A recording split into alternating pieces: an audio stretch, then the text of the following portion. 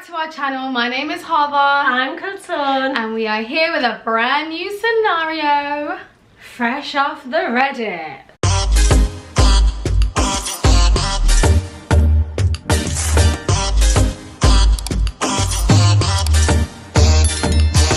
I'm happy that I walked in on my husband having sex with his partner. Wait, she's happy. Right, let me read this again. I'm happy that I walked in on my husband having sex with his partner. Okay. So about a year ago, my husband, Matthew, 39, stated that he wanted us to have an open marriage. His reasoning was that he was no longer sexually attracted to me and couldn't have an orgasm because I'm too loose. He didn't want us to get a divorce because he still loved me. He insisted that we continue being a happy couple that did not act sexually with one another. We would have our sexual needs met by someone who we would or could consider be our other partner. I was initially hurt by this because when he explained his reasoning, he didn't miss a beat when insulting me. I was no longer attracted to him because I aged. I'm currently 34, that's not old. I agreed to open marriage because I love him, I don't want to lose him. A brief set of rules that we agreed on once we find a partner. We have to introduce our partners to each other. My husband introduces his partner to me, vice versa.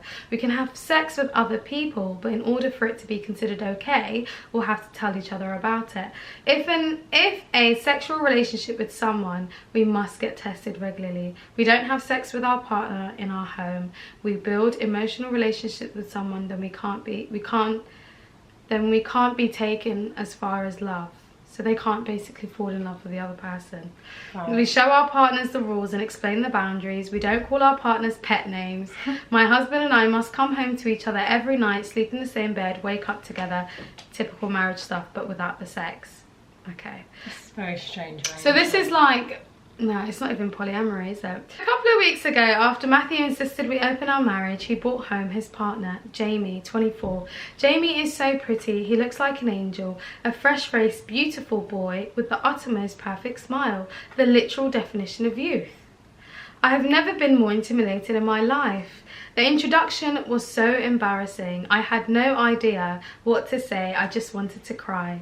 I literally witnessed my husband's type change in front of my eyes. Jamie and I are complete opposites, physically and personality-wise. Babes! He's a boy, of course. He's a boy!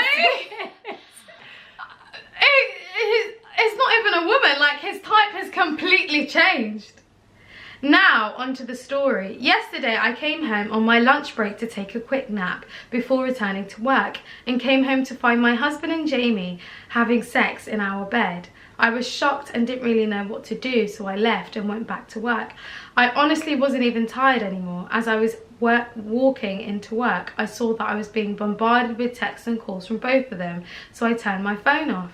I got out of work around 9 PM, but I didn't want to go home. I went to a movie and just drove around after. I fell asleep on the side of the road and returned home at 8 AM this morning to get ready for work. When I walked in, I saw Matthew and Jamie at the table. Jamie looked sad while Matthew looked pissed. I told them good morning and went to go get ready for work. Matthew followed me, yelling, saying that what I did was wrong and my reaction was compelled and uncalled for.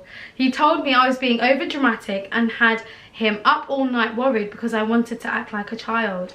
I don't know what came over me, but I stopped him mid-sentence and asked for a divorce. You don't love me anymore. I don't want to love you. I'm so lonely. I've never had anyone nitpick my appearance more than you. If you aren't sexually attracted to me, then marry someone you are sexually attracted to. I want a divorce. He looked shocked and told me that I didn't know what I was saying and that I was tired. And when he tried walking me to bed, I literally got mad and smacked his hand away and left again. This was a breakthrough for me. I usually let people walk all over me, but I didn't let him do that to me again today. I don't want the open marriage and I don't want someone who puts me second. I just personally think, yeah, he has tried to spin this entire thing into an open marriage when really you've now chosen to be with a man. So I just think I honestly just think it's very crude of him to comment on her appearance, the fact that she's loose and she's this. If you loved her, he wouldn't say that. And secondly, if you've chosen to be with this person, be with them and take her out of her misery. Like, you don't need to be with her as well. No, he doesn't like her anymore. Yeah, but he's like trying to keep her. He's trying to keep her around, I just think, for the comfort level. You know what I think should have happened? She should never have agreed to those terms in the first place. As soon as he's mentioned, oh, she's too loose, and comments on her physical and whatever, all of that, she should have just packed her bags and left. All of this was for his own benefit and to just burden you. Like, I'm so shocked. It's just such a selfish thing to do. And I think it's very selfish. It's not considerate. And I also think he's a piece of shit because he hasn't even honoured the terms because he's sleeping with this man in their house. Did he not say? Yeah, and the rules weren't that. Yeah, did he not say that one of the rules was that they couldn't do this in the house? I just find it weird. I just like, I don't know. I just think that he just wanted to have his cake and eat it, honestly. Yeah. This guy was probably harbouring, maybe, I just think he was homosexual. But that's what triggers me the most. It's like, just say you're gay and move on and just say I want to meet someone new. You don't need to like create this entire new scenario about having an open marriage and, you know, her seeing someone else and you seeing someone else and then breaking the rules in her face. Like, it's just stupid. You have just longed this out. You should have just gotten a divorce to begin with, and he's a piece of shit for making her feel even more worse. He basically said, the reason why I don't love you is because of you. Yeah.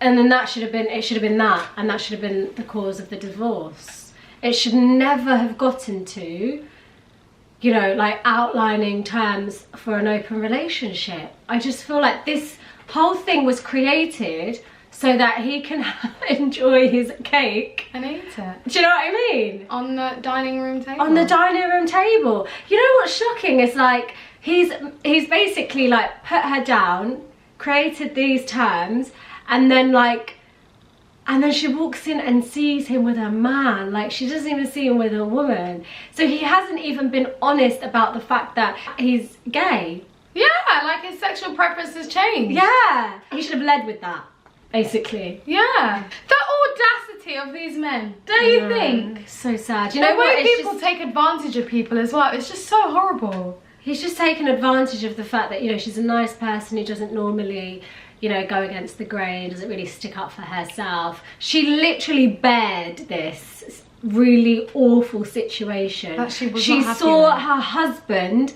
with another man. He told her that she's too old. Physically, she's not attractive to him anymore. She's too loose.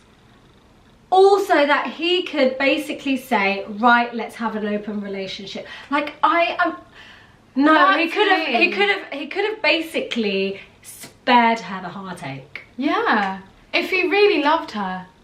And now he's trying to be controlling, saying that, oh, you were acting childish. No, I'm not.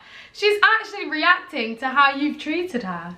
It just makes me laugh that, like, when she walked in and then she, like, left, why were both him and Jamie calling? Like, who the hell is Jamie?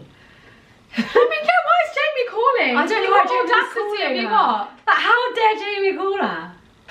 Who is Jamie? Jamie needs to sit this one out. Darling, you're the side piece right now. Just chill out, do you know what I mean? You're a booty call. You're literally the product of a set of rules. So just chill out. But the point is, I think this one and the previous scenario we did in the week, they're both just people not sticking up for themselves. And it's so important that if you feel an inkling of being disrespected, you need to voice it.